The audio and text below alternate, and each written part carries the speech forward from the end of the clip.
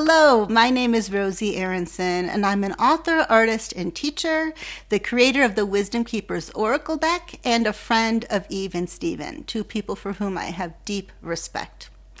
I've worked with human design and the Gene Keys for many years and have made it my deepest intention to provide people with empowering tools that support them in awakening their own inner wisdom keepers and blooming into their authentic selves. So I like to think of myself as a permission giver, a pressure dissolver, and an embracer of the unknown.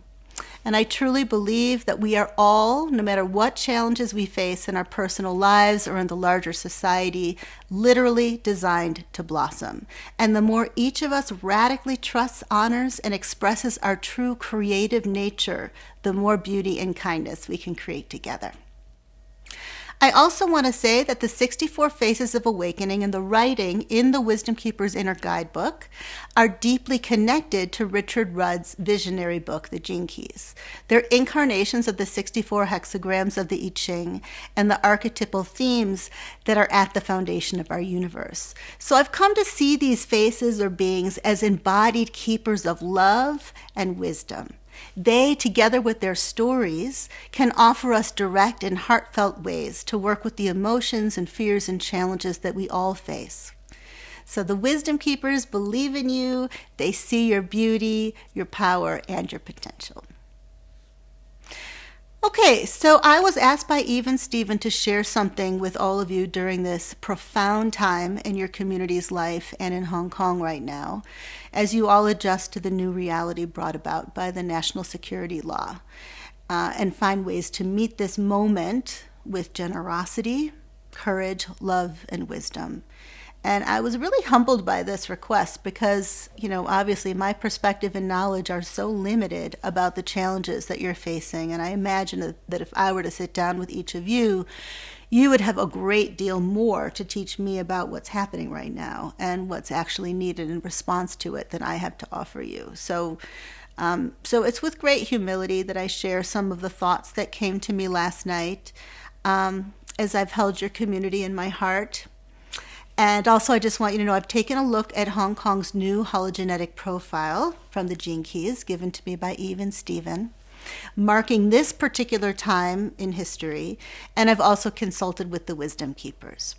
And even though we're just going to have a short time together, I really do hope that you find some value in what I'm about to share, and that more importantly, you allow what I say to inspire your own contemplations and explorations, interactions with each other, so that this moment can bring even more truth and relevance to you over time.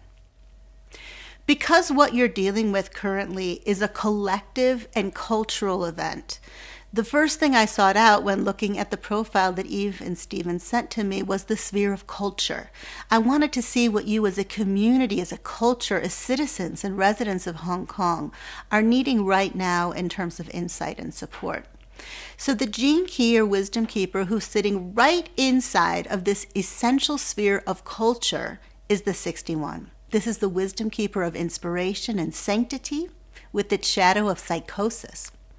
But this Wisdom Keeper isn't just sitting in your culture sphere. She's also sitting at the very heart of what we refer to as your pearl. And the fact that she has two such central positions in this chart gives her a lot of importance. I find it personally fascinating that this Wisdom Keeper who plays such a central role in your current collective chart was born in China. Her story may be very different from yours. However, if you're at this event and you've worked with Stephen and Eve, then you're likely to share at least one thing in common with her. You are a deeply devoted wisdom seeker with a love for the truth. The way you are able to respond to what is happening as a group of people who care deeply about each other and the larger community can and will have a deep and lasting impact on what you end up harvesting or receiving together at the end of this collective learning and healing experience. So please keep that in mind. And I'm going to share more thoughts about this later. But for now, I'd like to go straight to the Wisdom Keeper's Oracle deck and read out loud for you the story and the message and the questions that are asked by this particular Wisdom Keeper associated with the Gene Key 61. So while I read, I ask that you just relax and receive her story and message and allow it to work inside you for now and then also over time. And remember that you don't have to resonate with her story completely or even personally in order for her message to hold relevance for your community as a whole. So first, a quote from Richard Rudd. Creativity is the single most important gift for drawing humanity out of its mass psychosis. My wisdom story. I was born asking why. Why were boys more valuable than girls? Why was there war? Was God a loving God? I pondered these questions during a time in my country where they were forbidden. Though I learned to keep quiet, my fascination with religion continued throughout my young adulthood.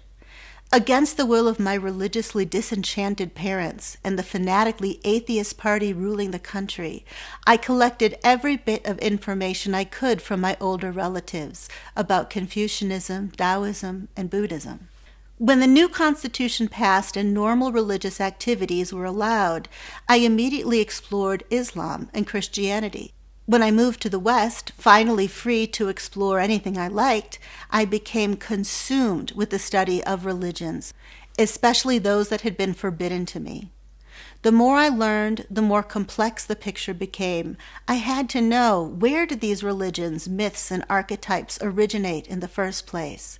Why were there so many unexplained parallels between the world religions, going back thousands of years? Where and from whom did the impossible sacred monuments and temples truly come from? I turned to archaeology and was catapulted down a wormhole that challenged everything I knew about reality. My journey took me from the Bible to Egypt to Sumeria to Lemuria and Atlantis and farther. I uncovered so many holes in scientific thought that I had to consider the strangest possibilities, from ancient astronauts to stargates to rainbow bodies, time travel, multidimensionality, supernovas, orbs, giants, and fairies. I became obsessed with reincarnation, the paranormal, UFOs, crop circles, and near-death experiences. Every new answer birthed a new question. People either thought I was crazy for believing certain things or for not embracing their beliefs. The pressure to understand the nature of reality became unbearable. When I finally stopped trying to get rid of the pressure and instead stepped right into it, my intellect shattered. Even I believed I was crazy.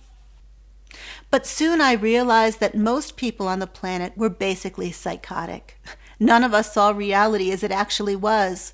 And in that moment, I stopped asking why and was graced with true inspiration. The most spectacular art began to flow through me. I no longer need to understand reality, only to experience it directly. My gift to you. I come to say that you cannot force or predict inspiration. The muse appears on her own terms, in her own timing. She enters your life as a pressure, beckoning you into the unknown, calling you inwards and back to your origins. She's not always about fun and games. Sometimes she comes to dismantle your way of thinking and to shake up your entire grasp of reality and your ability to love. To welcome her into your life, you must practice immense patience and trust. Be willing to receive your inner secrets, truth, and the mystery that is all around you. Even when you can't feel her, know that she is working behind the scenes. Don't look for spirit outside of yourself. Be spirit. So this wisdom keeper asks us a few questions, and I'm happy to share them here, and I'm sure if you'd like to have them written down and you don't have an oracle deck yourself, that even Stephen will be able to provide them for you. Okay, so here are her questions for us. Might your certainty about a philosophy, system, or path be hiding a deeper fear of the unknown? Is it hard to relax when you can't find the answer to a big why? Try spending a period of time without working hard to understand. Have you given up on discovering who you truly are and where you come from?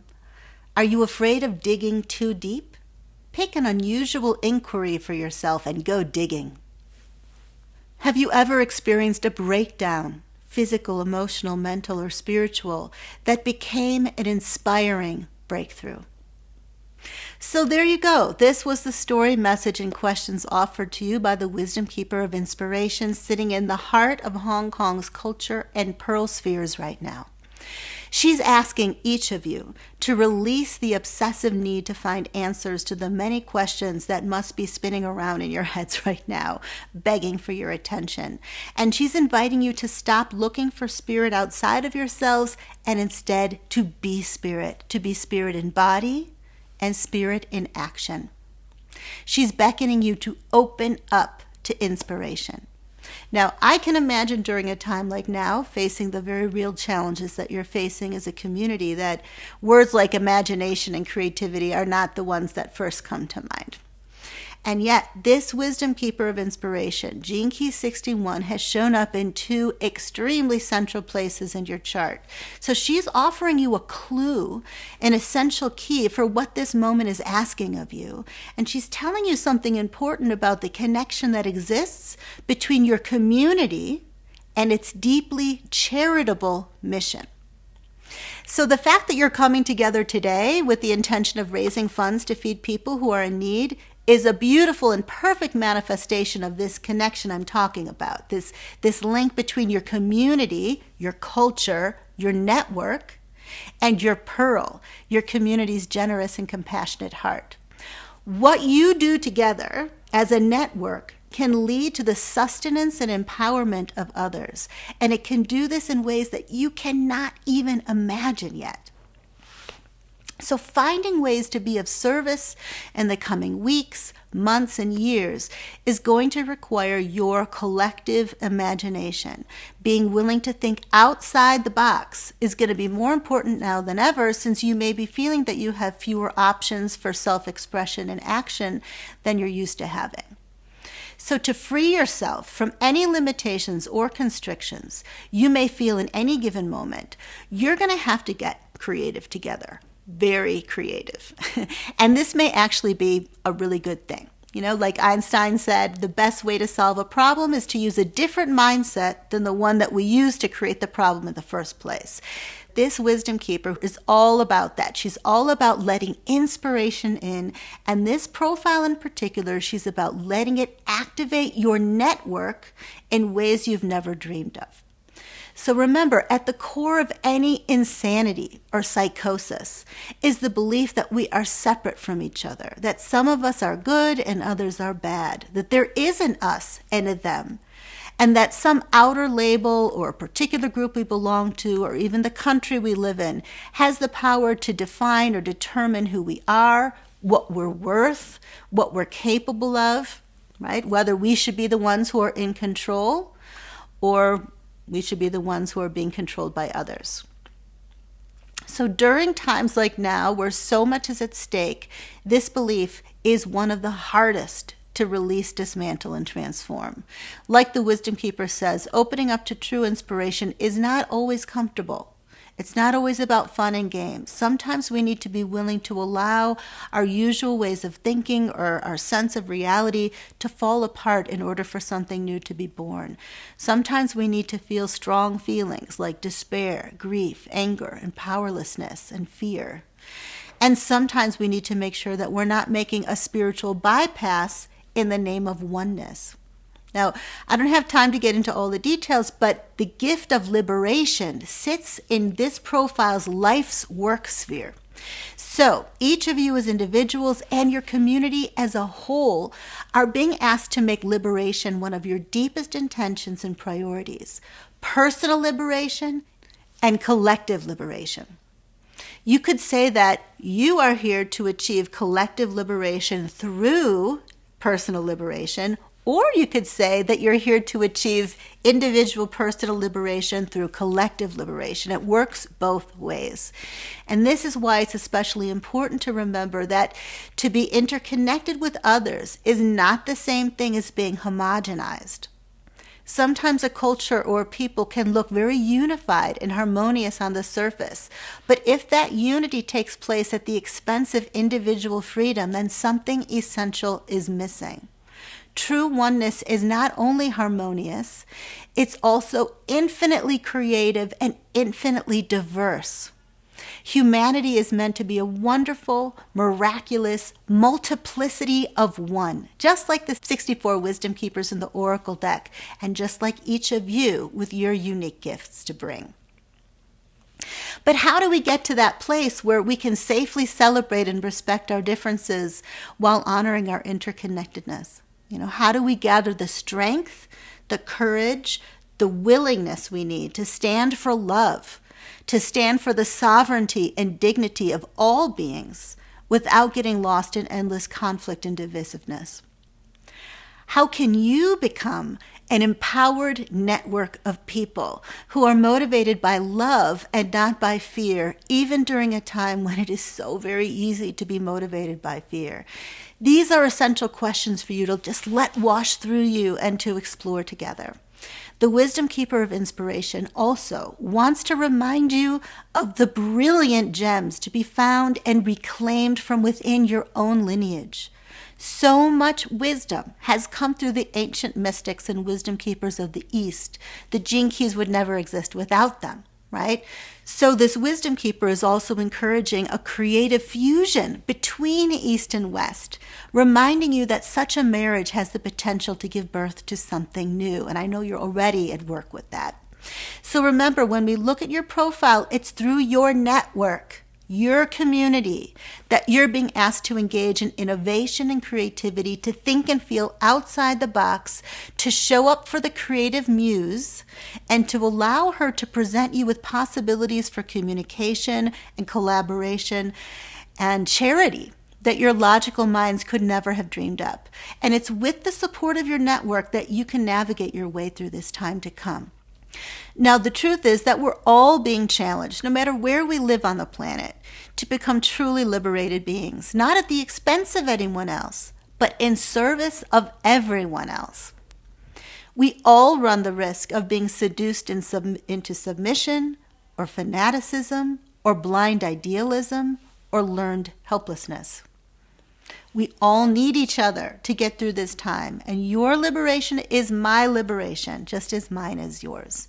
So these days, if there's a question for you to ask yourselves, it isn't necessarily like, why is all of this happening, or where can I find answers to all of my questions, or where can I look to for spirit?